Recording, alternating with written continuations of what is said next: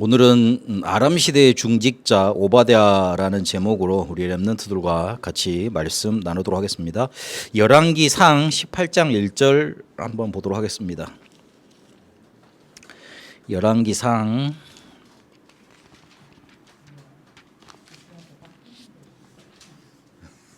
18장 1절에 보면 많은 날이 지나고 제3년에 여호와의 말씀이 엘리야에게 임하여 이르시되 너는 가서 아합에게 보이라 내가 비를 지면에 내리리라.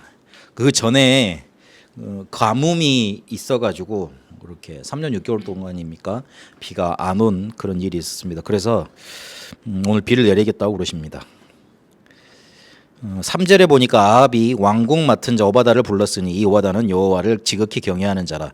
이세벨이 여호와의 선지자들을 멸할 때에 오바댜가 선지자 100명을 가지고 50명씩 굴에 숨기고 떡과 물을 먹였더라. 아합이 오바댜에게 이르되 이 땅의 모든 물 근원과 모든 내로 가자. 혹시 꼴을 얻으리라. 그리하면 말과 노새를 살리리니 짐승을 다 잃지 않게 되리라 하고 두 사람이 두루 다닐 땅을 나누어 아합은 홀로 이 길을 가고 오바다는 홀로 저 길로 가니라. 오바다가 길에 있을 때 엘리야가 그를 만난지라. 그가 알아보고 엎드려 말하되 내 주 엘리야여 당신이니까. 그가 그에게 대답하되 그러하다. 가서 내 주에게 말하기를 엘리야가 여기 있다 하라. 이르되 내가 무슨 죄를 범하였기에 당신이 당신의 종을 아합의 손에 넘겨 죽이게 하려 하시나이까. 당신의 하나님 여호와께서 살아계심을 두고 맹세하노니 내 주께서 사람을 보내 당신을 찾지 아니한 족속이나 나라가 없었는데도 그들이 말하기를 엘리야가 없다 하면 그 나라와 그 족속으로 당신이 보지 못하였다는 맹세를 하게 하였거늘 이제 당신의 말씀이 가서 내 주에게 말하기를 엘리야가 여기 있다 하라 하시나 내가 당신을 떠나간 후에 여호와의 영이 내가 알지 못하는 곳으로 당신을 이끌어 가시리니 내가 가서 아합에게 말하였다가 그가 당신을 찾지 못하면 내가 죽임을 당하리이다. 당신의 종은 어려서부터 여호와를 경외하는 자라. 그러면서 자기가 선지자를 숨겼다 죽이려라 이런 말씀을 계속하지요. 그리고 16절에 보니까 오바다가 가서 아합을 만나 그에게 말하며 아합이 엘리야를 만나러 가다가 엘리야를 볼 때 아합이 그에게 이르되 이스라엘을 괴롭게 하는 자여 너냐 그렇게 말하죠. 그러니까 엘리야가 그가 대답하되 내가 이스라엘을 괴롭게 한 것이 아니라 당신과 당신의 아버지의 집이 괴롭게 하였으니 이는 여호와의 명령을 버렸고 당신이 바알들을 따랐음이라. 그러면서 갈메살 전투를 제안을 하고 갈메살 전투가 일어나는 그런 일이 나타납니다. 아람 시대, 이 시대에 아합과 이세벨이 득세를 하고 정권을 잡고 움직였었는데 그때 쓰임받은 사람이 오바다였고 그리고 엘리사였습니다. 그럼 이 아람 시대는 지금 뭘 말하는 거냐면 교회 말살의 시대를 말합니다. 아합과 이세벨이 다스렸던 시대. 그러면서 아람에게 정복을 당했는데 이 시대는 어떤 걸 말해주고 있냐면 교회 말살 시대를 보여주고 있습니다. 그 선지자를 다 죽였다 그랬지 않습니까? 그러니까 지금도 목사님 한 분이 계시면 교회라고 인정을 해줘요. 아무도 없더라도 목사님 한 명이면 교회 하나를 인정을 해줘요. 교회법상 그렇게 하거든요. 그래서 목사님 한 분이 그냥 가정에서 예배를 드리다고 할지라도 설교자가 있고 그다음에 같이 예배드리는 사람이 있으면 그냥 교회로 인정을 해줍니다. 그러면 그 말씀을 전할 수 있는 사람들을 다 죽였다는 말이 되잖아요. 주의 종을 죽였다는 거는 선지자를 죽였다는 거는. 그러면 교회를 완전히 없애버렸다는 말살 정책을 펴서 완전히 없애버렸다는 그런 시대로 우리가 볼 수 있는 겁니다. 근데 그때만 교회 말살 시대가 왔었냐? 그렇지 않다. 지금 교회가 사라져 가지고 있는 그런 교회 말살의 시대를 맞이했습니다. 그래서 이게 몇천 년 전에 한 3, 4천 년 전의 얘기가 아니고 지금 우리에게도 동일하게 일어나고 있는 일이다. 그 당시에는 권력을 가지고 교회를 완전히 없애는 그런 시대였지만 사람을 죽이고 핍박을 하고 권력을 가지고 이렇게 압제하는 그런 시대였지만 지금은 갖가지 무슨 이렇게 자유민주주의를 통해서도 교회를 압박하고요. 공산주의는 말할 것도 없고요. 그리고 자본주의 이런 것들 배금주의 이런 것들을 통해서 교회를 완전히 복음으로 없애는 그런 시대로 지금 가고 있다. 우리는 지금 그런 시대에 만나서 살고 있다. 어찌 보면 이 당시 시대보다 더 심각한 교회 말살 시대 속에 멸절 시대 속에 우리는 살고 있다. 확인이 돼야 됩니다. 만약 교회가 없어진다고 한번 생각을 해보세요. 어떤 일이 일어날 건가? 교회가 없어진다는 거는 그 우리가 시골길을 가다가 깜깜하잖아요. 차를 타고 가면 라이트를 켜고 가야 되죠. 근데 만약에 그 라이트도 빛이 고장이 나가지고 빛이 없다고 생각을 해봐요. 뭐 어떻겠어요? 완전 흑암 속을 달려야 되는 거예요. 뭔가 이렇게 자기 뭐 온 감각을 이렇게 살려 가지고 이렇게 길을 걸어가야 되는 거고 차를 타고 가야 되는 거죠. 도로 그리고 집에 불이 하나도 없어져 버렸다. 그럼 이걸 한번 생각을 해보세요. 예전에 자 이명박 대통령 때입니까? 학교에서 수업을 마치고 집을 돌아왔는데 그때 여름 가까울 때였을 거예요. 근데 신호가 다 떨어져 있더라고요. 그래가지고 차가 왁 섞여 있어요. 왁 그러더라고요. 그래가지고 이게 뭔 일이지 싶었어요. 근데 여기만 신호가 안 오는 게 아니야. 웬만하면 교통 신호등은 비상전력으로 다 돌리거든요. 근데 다 경찰들이 나와서 이렇게 다 막고 있더라고요. 큰 길가에. 그래서 알고 보니까 블랙아웃이 우리나라에 와버린 거예요.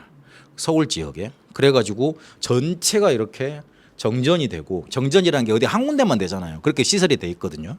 근데 그게 다 뭔가 발전소에서부터 여기 오는 것까지 이렇게 전기가 안 오다 보니까 블랙아웃이 돼가지고 아예 이렇게 온통 서울 전체입니까 어쨌든 그게 마비가 되는 그런 사건이 일어난 적이 있습니다. 흑암 세력이 물밀듯이 확 몰려오는데 그거를 막아줄 수 있는 최후의 보루가 없다. 없어진 거다. 교회가 없어지면 그런 일이 일어나고 되는 겁니다. 아예 빛이 사라져 버리는 거예요. 그러면 그 빛이 사라진 틈을 흑암이 계속 공격을 하겠죠. 그럼 어떻게 됩니까? 그 흑암 속에 사단의 역사는 계속 일어나게 됩니다. 사단이 끌고 들어오는 게 있습니다. 뭘 끌고 들어오냐면 재앙을 끌고 들어옵니다. 사단이 득세를 하면 하나님이 그냥 보고 계실 수가 없어요. 그래서 그걸 없애야 되잖아요. 그래서 홍수 재앙도 하나님 허락하신 거예요. 사람들이 악하지만 그 뒤에 있는 사단의 역사를 보신 거예요. 그거를 멈춰야 되잖아요. 어떻게든. 이번에 우리 그 자폐를 가진 렘넌트가 너무 폭주를 하길래 얘 일이 뒀다 싶어가지고는 안 되겠다 싶어가지고 그러니까 먹지 못할 거를 자꾸 먹으니까 그러고 막 너무 피해를 주고 그러니까 자꾸 내가 딴 데로 눈을 돌려가지고 내 힘 있는 힘을 다 써가지고 걔를 밀치고 해가지고 싸워가지고 막 이렇게 데려다 놓고 막 그랬거든요. 그러니까 자꾸 멈추는 뭔가를 해줘야지만 걔를 이제 살리는 거잖아요. 그러는 것처럼 인간을 정말로 살리기 위해서 하나님이 사단이 역사를 하면 가만히 보고 계실 수가 없어요. 그래서 재앙을 내리실 수밖에 없게 되는 겁니다. 지금 교회가 당하고 있는 현실을 우리가 잘 봐야 돼요. 교인이 자꾸 감소되고 있어요. 교회 수는 많아진대요. 목사 그러니까 신학교에서 배출되는 목사는 많아지니까. 그 평신도를 하다가 목사 제가 아까 일부 예배 때 목사에 안수받고는 아무것도 하기 싫다고 그랬잖아요. 배우기 싫다고. 받아 놓으면 그 기쁨이라는 게 만족감이라는 게 보통이 아닙니다. 나중에 가서 이렇게 뭐 안 될지라도 받을 때는 다르거든요. 그래서 목사 이제 안수 받는 분들이 많아지니까 교인은 많아지는데 반대로 교인 수는 감소하는 거예요. 전체적인 총량은 감소하는 거예요. 그러니 뭐가 됩니까? 유지 문제에 걸리게 되죠. 당연히 이제 헌금이 안 나올 거 아니에요. 천국에서는 돈이 필요 없죠.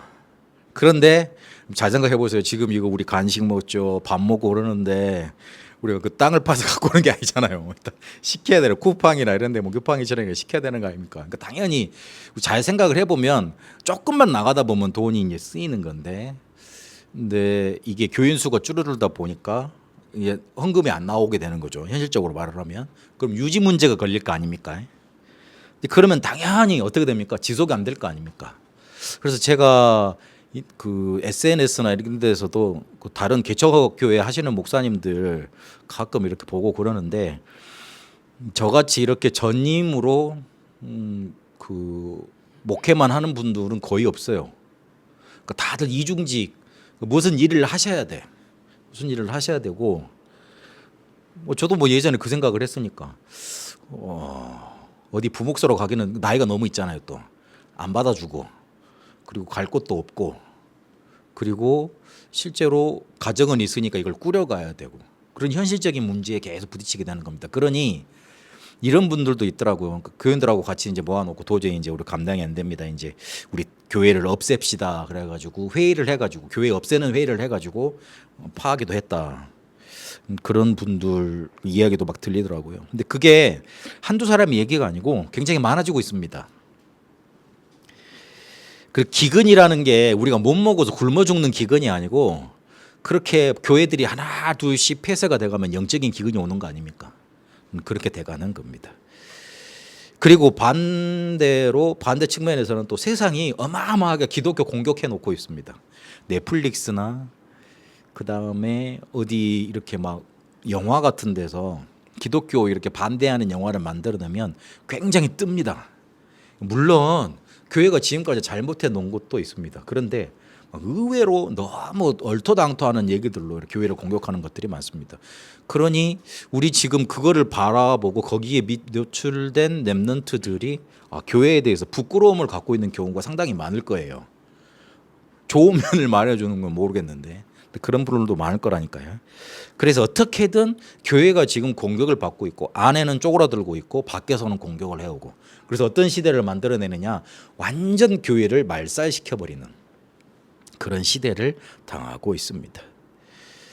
그래서 이세벨이 일어나가지고 선지자를 죽이는 것과 그보다 더 어찌 보면 험한 시대를 우리가 살고 있다 그렇게 보면 될지도 모르겠습니다. 그래서 하나님은 이 교회 말살 시대에 이 아람 시대에 미리 준비하는 파수꾼으로 우리 렘넌트들을 부리신 거예요. 이번 청년 수련회 때 그 말씀 주셨죠. 주제가 미리 준비하는 파수꾼이었어요. 그래서 하나님이 그런 시대를 놓고 그런 시대가 올 거니까 또 왔으니까 거기에서 미리 준비하고 너희들은 이 시대를 살려내라 하는 그런 절대 사명, 절대 계획을 주신 겁니다. 그래서 나는 이 시대를 뒤바꿔 놓을 이 흐름을 뒤바꿔 놓을 그런 준비하는 파수꾼으로 부름받았다. 딱 렘넌트들은 언약 붙잡아야 됩니다. 그러려면 하나님과 세상을 잘 파악한 오늘 중직자 오바다처럼 인도를 받아야 됩니다. 18장 3절 읽었듯이 왕이 총의하는 신하였습니다. 그리고 반면에 또 엘리야의 제자였어요. 그러니까 완전히 교회를 핍박하고자 하는 교회를 없애고자 하는 아합의 신하였고 그리고 엘리야 신앙도 좋은 사람이었어요.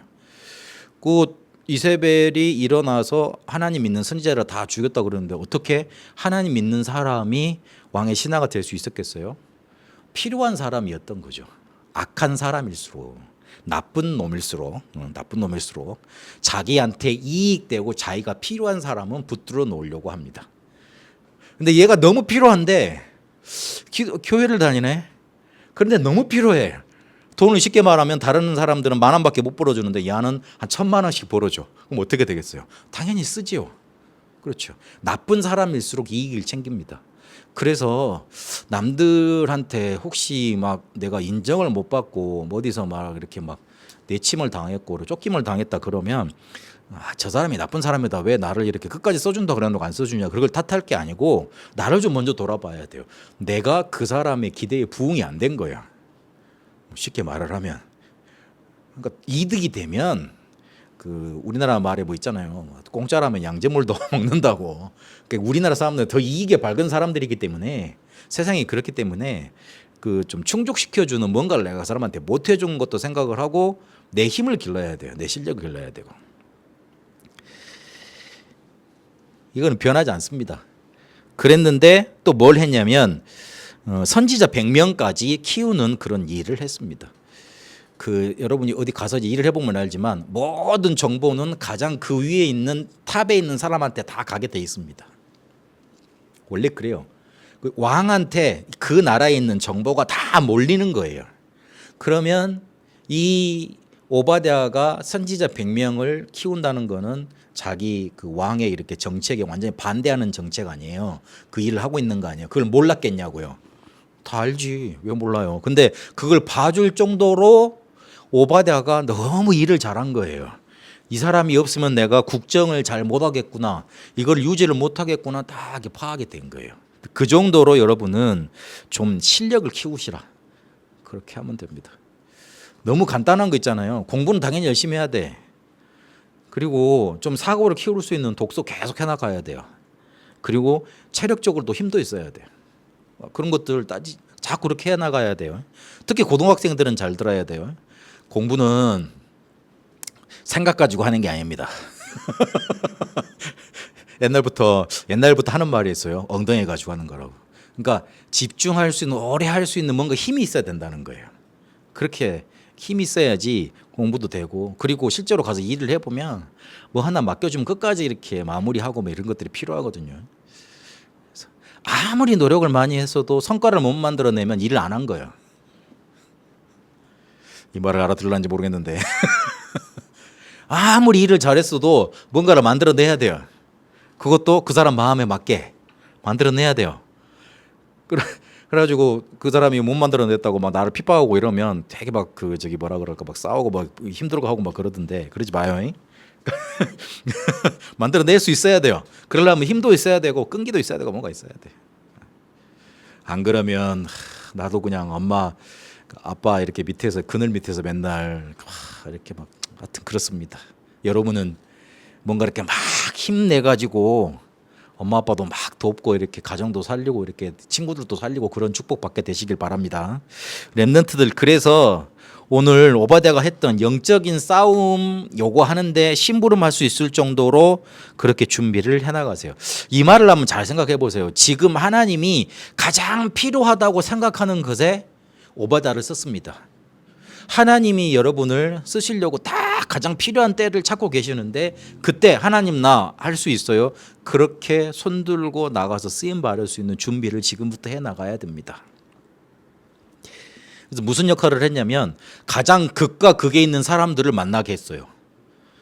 극과 극에 있는 사람들이 만나집니까? 못 만나죠. 그래서 그 두 사람의 중재자 역할, 다리 역할을 한 겁니다. 어디를 가서든지 극과 극인 사람들이 많아요. 근데 그 사람들이 되게 능력 있는 사람들이고 자기 분야에서 막 선두주자들인 거거든. 근데 그 두 개를 만날 수 있는 다리 역할을 할 수 있는 사람들이 별로 없습니다. 그래서 이렇게 뭔가 사회를 융합시켜 나가고 포용해 나가고 그런 힘을 할 수 있는 그런 준비도 여러분들 먼저 해나갈 수 있어야 돼요.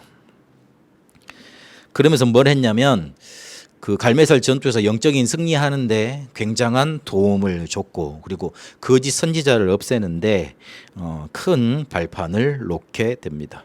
그리고 중요한 건 선지자의 사역을 계속 이어가는데 그 대열 속에 같이 있었던 중직자가 오바댜였습니다. 그러니까 전도의 사역이 있을 거 아닙니까? 목사님들이나 주의 종들을 통해서 해나가시는 영적인 일이 있을 것 아니에요. 거기에 목사님들만 그렇게 가면 일 안 됩니다. 뒤에서 바탕해주는 중직자들이 붙어야 되고 그 뒤에 따라오는 렘넌트들도 붙어야 됩니다. 하나님은 일을 그렇게 해 나가셨습니다. 근데 거기에 쓰임 받았던 사람이 누구냐면 바로 오바댜였어요. 그 준비를 하라는 거예요. 아무리 제가 여기서 막 이렇게 막 떠들고 막 이렇게 일을 해도 여러분들이 없으면은 내가 지금 여기 가서 떠는 게 무슨 소용이 있습니까? 아무 소용이 없잖아요. 그렇잖아요.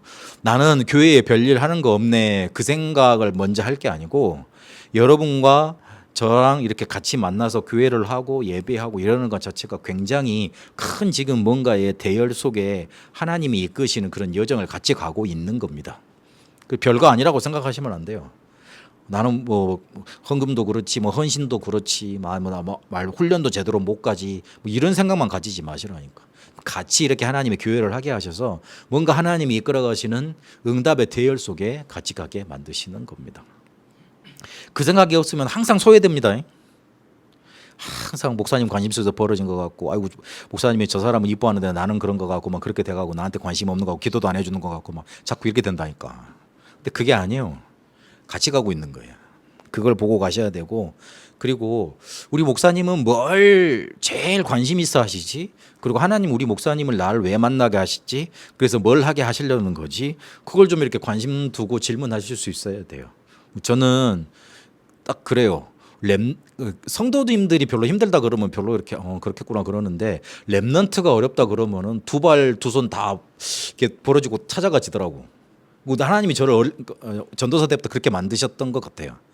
그래가지고 다른 데 신방은 안 가더라도 렘넌트 아프다 그러면은 일단 마음이 너무 많이 가. 힘들다 그러면 너무 이렇게 그 렘넌트한테 막 이렇게 마음이 쓰이고 막 그럽니다. 그러니까 성도님들 아프다 그러면 내 마음 아픈 게 1인데 렘넌트 아프다 그러면 10, 한 50 된다고요. 그렇게 된다고요.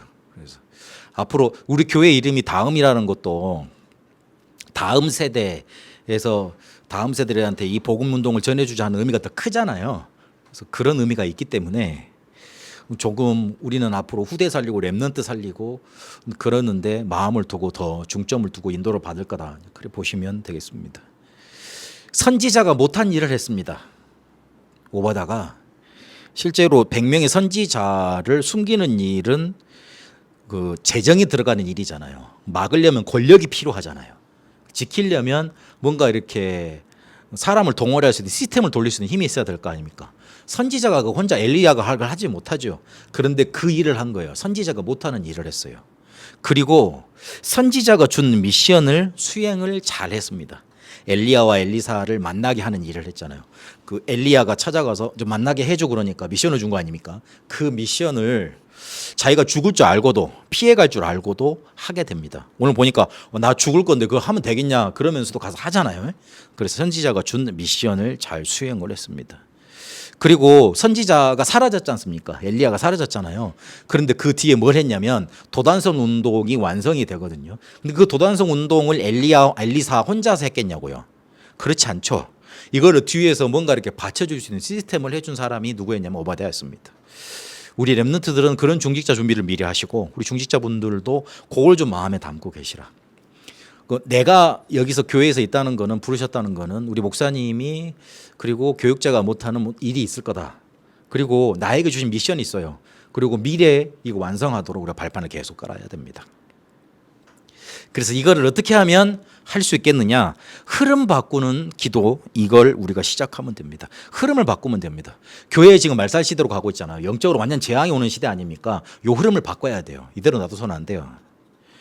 다 지금 교회 없어져 가니까 지금 그러면 우리도 하지 말 겁니까? 그럴 겁니까? 아니잖아요. 그렇죠. 아멘 안 하시는 건데. 어쨌든 교회 말살 시대 그대로 그럼 우리도 당하고 있을 겁니까? 그건 아니죠. 바꿔야죠. 우리 힘이 없지만 언약은 붙잡아야 될 거 아닙니까? 제대로 우리가 어디로 가야 되는지 하나님 알려주신 거 그 미션을 붙잡아야 될 거 아닙니까? 흐름 바꿔야 됩니다. 쫄아드는 대로 우리가 쫄림을 당하면 안 되고 쫄아들면 안 되고 하나님이 정말 원하시는 거 그거 붙잡고 이 흐름을 바꿔야 됩니다. 근데 그게 뭘로 가능하느냐? 기도로 가능합니다. 기도는 보좌화의 축복을 누리는 겁니다. 하나님이 지금도 보좌의 능력으로 역사하고 계십니다. 이러면 무슨 일이 일어나냐? 보좌의 축복을 누리면 세계화가 일어납니다. 시공간 초월을 기도로 할 수 있게 됩니다. 여기서 기도하는데 베트남에 하나님이 역사하세요. 여기서 기도하는데 미국의 하나님이 똑같이 역사하시는 거예요. 기도는 그런 겁니다. 오히려 내가 가지 못하는 곳에 그곳에 하나님께서 가서 역사하시면 되는 거예요. 내가 가서 푸는 것보다 하나님이 가서 역사하셔서 푸는 게 훨씬 빠르고 훨씬 정확합니다. 그래서 그걸 기도하셔야 돼요. 그래서 세계화의 역사를 누리는 거다. 그러면 그때 237 빛이 나타나는 복음화의 역사가 일어나는 겁니다. 기도로 이게 나타납니다. 보호자의 능력, 시공간 초월, 237 살리는 빛. 이걸 진짜 믿고 기도해야 되는 거예요. 얼마나 우리가 일하다 보면 불안한 일이 많습니까? 사람을 만나야지만 뭔가 시원하게 해결될 것 같은데 그런 사람을 만나도 솔직히 해결이 됩니까? 그렇지 않죠. 그래서 이걸 누려야 돼요. 그 사업하시는 분들이 정말 잘 누려야 되고 공부하는 우리 렘넌트들이 정말 이걸 누려야 됩니다.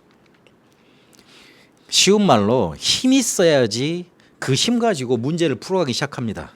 힘 없으면 아무것도 안 되는 거예요. 근데 하나님이 보좌와 세계와 복음화라는 힘을 우리에게 주신다. 요거를 실제적으로 예수님께서 감람산에서 40일 동안 말씀하셨고 10일 동안 마가다락방에서 체험하게 하셨고 2장 42절에 보니까 예배하면서 2장 46절 47절에 보니까 날마다 이걸 누리게 하셔서 24, 25 영혼까지 누리는 시간표를 우리에게 주셨습니다. 그래서 간단한 말로 영적 흐름이 바뀌어야지 삶의 흐름이 바뀝니다. 삶의 흐름이 바뀌면 미래 흐름도 바뀝니다. 지금 여러분 흐름이 어떠세요? 뭔가 이렇게 나도 모르는 사이에 뭔가 이렇게 막 흑암으로 끌려가고 있는 것 같아요. 가만히 두지 마세요. 그걸 바꿔버려야 돼. 뭔가 힘없고 뭔가 눌리고 어렵고 막 답답하고 그런 흐름이 있어요. 바꿔버려야 돼요. 끊어야 돼요. 그 끊는 걸 어떻게 하느냐? 기도하면 돼요. 하나님, 나는 이거 내가 해결할 수 없습니다. 절대 불가능입니다. 하나님이 예수를 그리스도로 절대 가능의 구원의 길로 나한테 보내주셨잖아요. 내가 그 언약을 붙잡습니다. 지금 이 시간 성령께서 충만하게 역사해 주십시오. 그 기도만 하면 돼요. 두 가지 기도하다 그랬잖아요. 성령 충만 주십시오. 예수 이름으로 사단 결박하는 기도하라고 그랬잖아요. 두 가지 기도하면 돼요. 뭐 사단 결박 기도한다 그러니까 너무 사람들이 뭐 귀신론 아니냐 그러는데 그렇지 않아요. 칼빈도 이 사단에 대해서 강조를 많이 했어요. 영적인 분이었다니까 보니까. 그래서 영적인 흐름을 바꿔버려라 기도로. 그래야지만 삶의 흐름이 바뀝니다. 삶의 흐름을 바꾸는 길로 해가지고 사람들이 뭔가 이렇게 막 책도 많이 읽고 노력도 많이 하고 막 그러잖아요. 근데 오래 안 돼요. 지속이 안 돼요. 안 된다니까. 그래서 영적 흐름을 바꿔야 돼. 그러면 삶의 흐름 바뀌고 삶의 흐름이 바뀌다 보면 내 미래의 운명 흐름도 바뀌게 되어 있습니다. 그래서 그거 하라는 겁니다. 그래서 교회 말살 시대를 막아야 됩니다. 하나님이 그때 필요하게 쓰셨던 사람이 바로 누구였냐면 오바댜였습니다. 우리 렘넌트들은 그렇게 축복을 준비하시는 미리 준비하는 파수꾼으로 언약을 붙잡으시고 우리 중직자분들도 교회 말살 시대, 교회가 없어져가는 시대에 하나님이 우리를 모으게 하셔서 교회하게 하시는 이유가 있다. 미션 잡고 난 흐름 바꿔야 되겠다. 그런 결단하는 축복하는 응답 누리게 되시길 바랍니다. 이제는 우리 주 예수 그리스도의 은혜와 하나님의 살아계심과 성령님의 역사 인도하심이 교회의 말살 시대 흐름을 바꿀 미리 준비하는 파수꾼으로 인도받을 우리 렘넌트들을 위해 함께 모든 성도들을 위해 이제와 영원토록 항상 함께 계실지어다. 아멘.